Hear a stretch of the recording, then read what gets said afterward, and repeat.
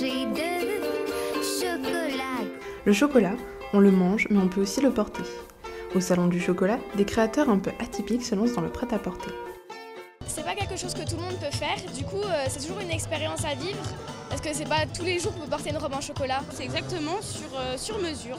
Déjà l'année dernière, j'ai défilé en robe de Marilyn Monroe, qui était entièrement en chocolat blanc, et c'était à ma taille, ça a été fait sur moi. Moi je fais partie de l'école Guichard-Gaspard, et ils nous ont proposé de défiler avec des robes pour représenter l'école au niveau de la coiffure et du maquillage et représenter les chocolatiers au niveau de la robe. Parmi les créateurs, Gilles Dalmar, pâtissier chocolatier à Metz, donne sa recette pour la confection de ses robes. Ça permet de montrer au public qu'on peut faire autre chose avec le chocolat que des tablettes, des petits bonbons ou des moulages pour Pâques. Le chocolat est vraiment un produit vivant et qui, je veux dire, question imagination, n'a aucune limite. Si vous prenez une robe, par exemple, comme la robe Pagode, cette robe rouge que vous avez vue sur le défilé, ça c'est une robe qui demande environ 150 heures de travail.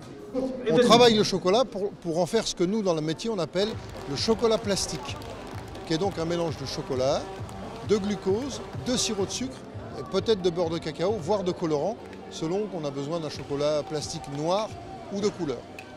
Ça nous donne donc un chocolat qui a la texture un petit peu plus ferme que de la pâte à modeler et qui lui permet d'avoir cet aspect cuir.